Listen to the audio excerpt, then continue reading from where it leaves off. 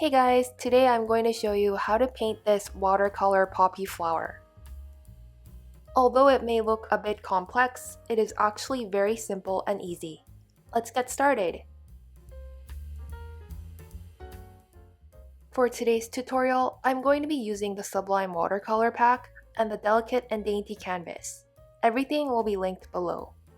I've drawn a sketch for you guys, so you can download it and insert it like this. Add, and then insert a photo. So once you have the sketch inserted, you can see it here, and then we'll make a new layer on top to start coloring. Let's just bring down the opacity of the sketch. And we'll make sure that we're painting on the new layer here. And I'm going to be using the hard edge round brush for the entire tutorial today. And I'm going to start off with this color here, and you'll be able to download my color palette as well. And you'll want to color the entire petal here, and you'll want to color each petal one by one. I've got my petal colored now, so I'll just show you what I'll do for the next one. You make a new layer and start coloring the next one.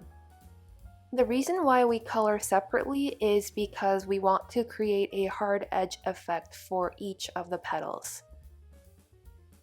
This brush creates this hard edge effect that looks just like real watercolor when it dries, so we want to preserve that line.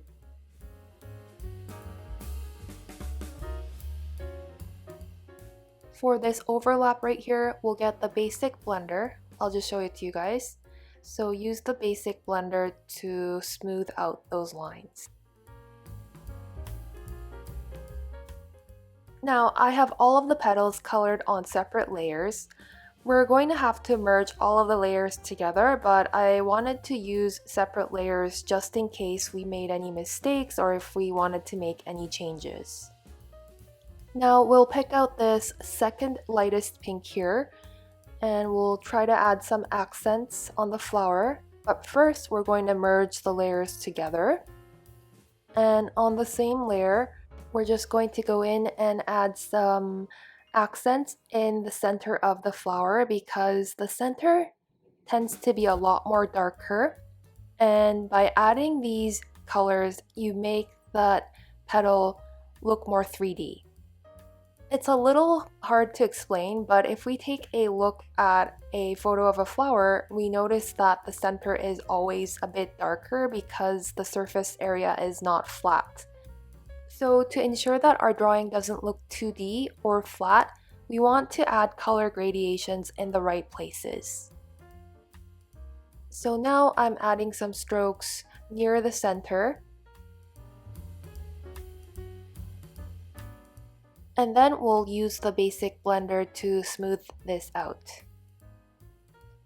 It may be easier if you use a photo as a reference because it may be a little bit difficult to know where to add these colors. So you repeat the process until you are satisfied with the boldness of the color. Now we'll move on to the next pink right here. We're getting darker gradually, and I'm going to again add some strokes here and there, maybe on the edges. Just like real watercolor, you start from light colors and then move on to darker colors.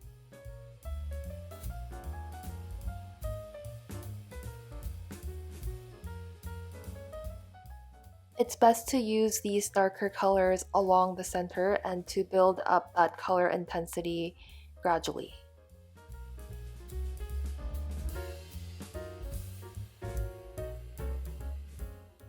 I'm going to repeat the same process again with the next pink.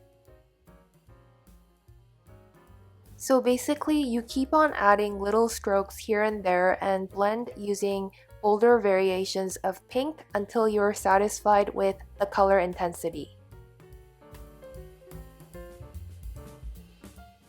When you blend the edge of the flower, it's important for you to blend carefully so that you don't blend over the hard edges. As you can see, I've colored the entire flower using the same method, and now we're going to add the finishing touches. And so let's just make a new layer. And we're going to grab this very dark red, and we're going to still use the hard edge round brush, and we're going to make some outlines here and there. It's going to be a thinner line, not like the strokes that we've made, and these lines are going to be only in places that have creases or areas that will need to look a little bit more defined, or in deeper areas.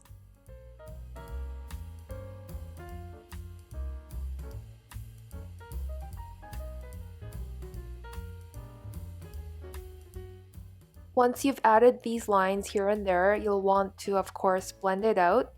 But rather than blending the entire line, you'll want to preserve a little bit of it while making it look like a watercolor painting. So to do that, you'll want to gently blend both sides of each line stroke.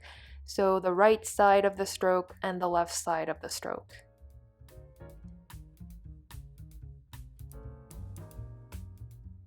Now the flower looks a lot more defined. Next, we're going to make a new layer and start to color the center of the flower, and we're going to pick out this yellowish color and just color in the center. Once that's done, let's make a new layer, and let's grab the toothy pencil and grab a very dark brown, and we'll make these little lines on the top of the center, like very small lines and like a little circle on the top. It's like pollen of the flower.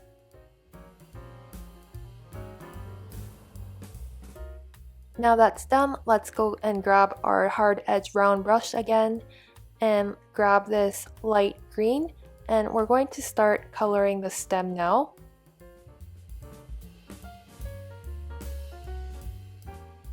And just like how we've colored the flower, we're going to gradually build up the color, so getting darker and just adding darker greens in areas that may have shadows or in just random areas, just to make it look more 3D.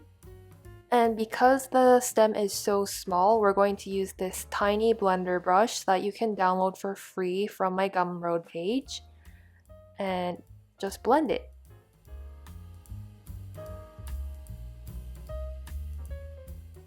Underneath the petal, I'm going to use a darker green.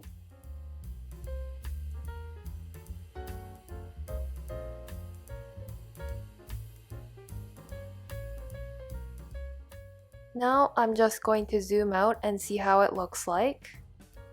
It might look better if our sketch layer has a lower opacity, so let's bring that down. I'm going to finish coloring the rest of the stem and come back to you guys. So that's it, guys. Super easy, right? Some people say that flowers are a bit intimidating to draw, and I think they can be, especially if they have lots of petals and layers, but in this case, it was relatively easy and simple. If you have enjoyed this tutorial, please subscribe and give it a like. Thank you so much for watching, and see you in the next one.